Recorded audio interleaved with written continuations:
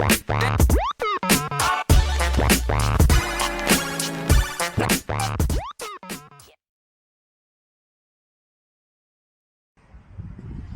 everyone, welcome back to Man of a Certain Age.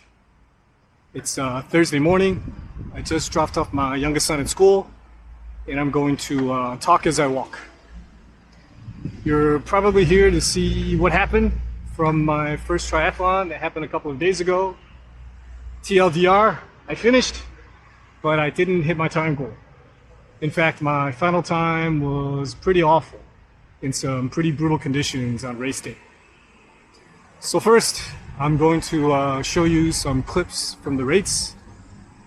Then I'm going to share some raw, unedited reaction from the finish. And then I'm going to come back here and unpack my emotions, my sense of frustration and disappointment from the race. So my plan was to do a post-mortem, kind of a deep dive into what happened at the race. But not today.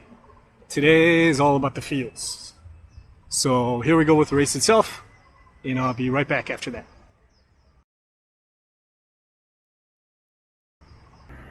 Hey everyone, good morning. It's race day.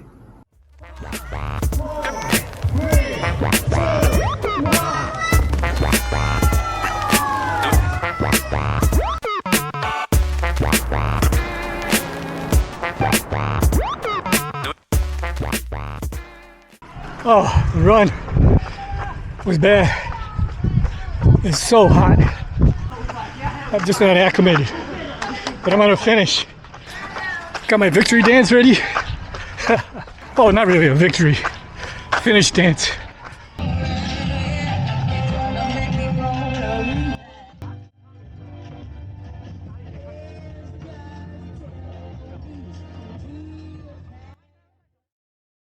Well, I finished. Not the time I wanted, but I finished. I think in my age group I ended up 7th.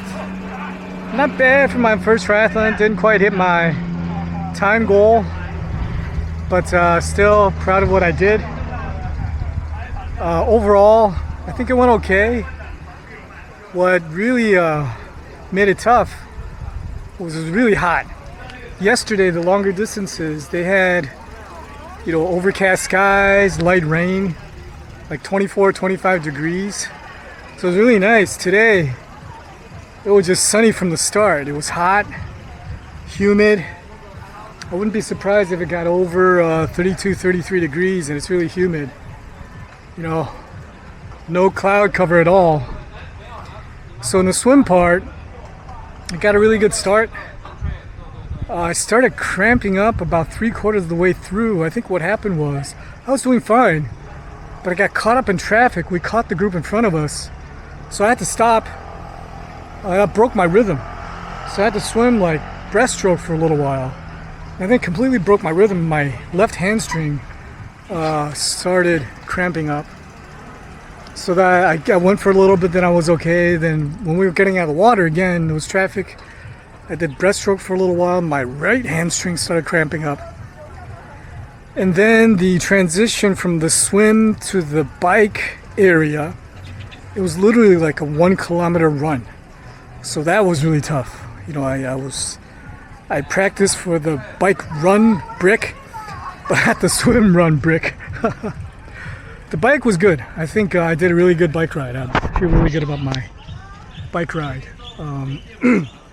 Heading out was a tailwind, so I went really fast. Coming back was a bit of a headwind.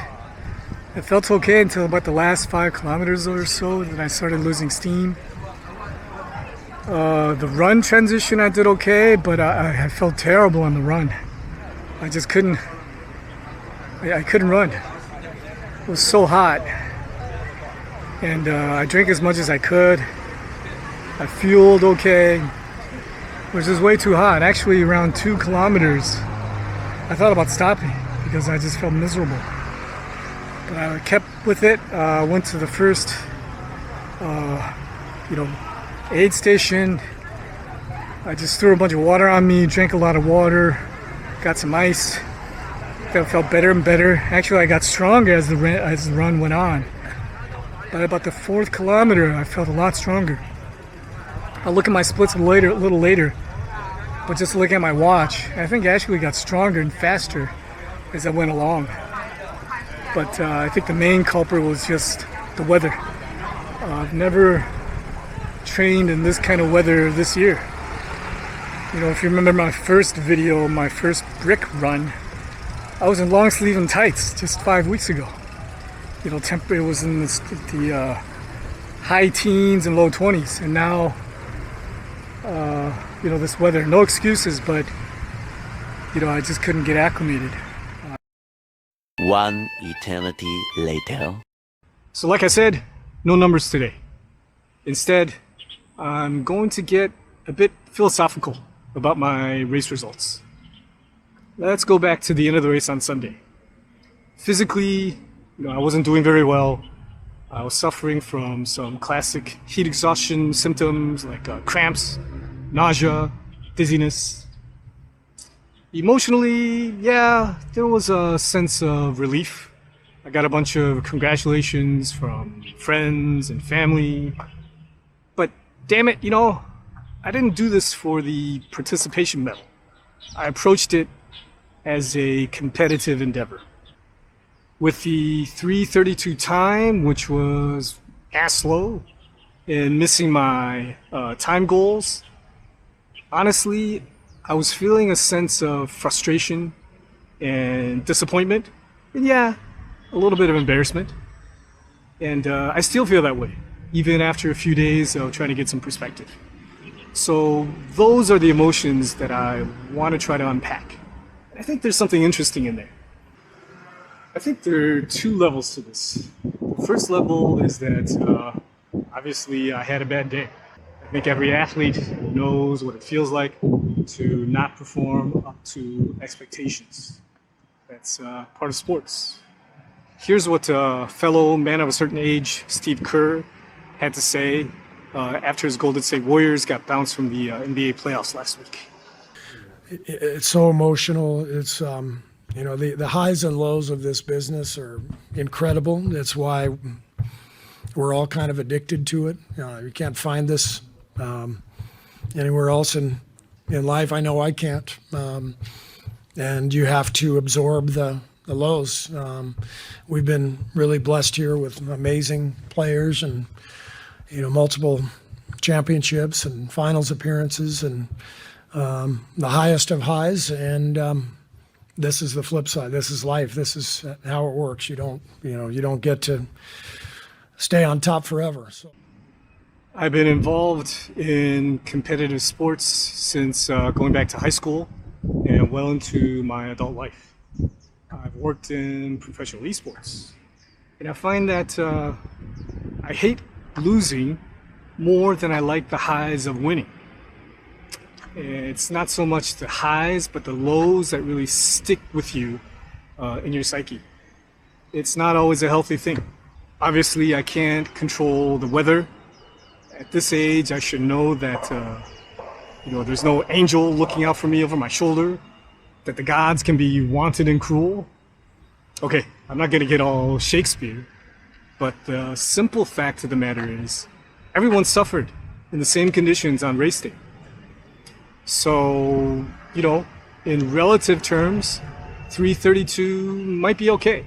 You know, I did finish 7th in my age group, and I finished around the top third of all the 900 men of all ages that competed.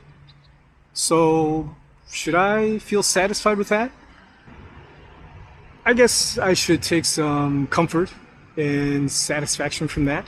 But if I'm being totally honest here, I'm not satisfied. You know, I still feel frustrated and disappointed. And this is where it's going to get a bit philosophical. I think my sense of frustration and disappointment comes from a place where I feel that I can compete with anybody. I mean, the whole reason I'm doing this channel, these videos, is out of a conviction that our cohort can excel.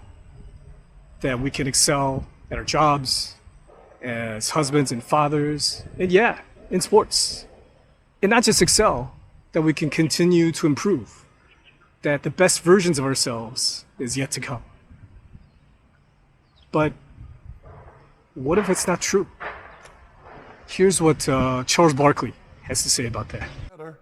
Older people don't get, but sports ain't for old people, they're for young people. So if you accept what Charles thinks and everybody thinks, then yeah, I guess I should be satisfied that I did okay relative to my age group. But I'm not. I know that I can go faster. So you're probably asking yourself, and I ask myself the same thing all the time. What's with this hubris? Who do I think I am that I can cheat biology? And you know what? I don't care if I can't go faster. What I care about is that I keep that conviction, that I believe that I can. There's probably gonna be a day where I stay in my slippers, I can't get off the recliner, that I walk out of the arena and hang up my gloves. But god damn it, I'm not there yet. Not even close. So, Charles Barkley, with all due respect, you can kiss my ass.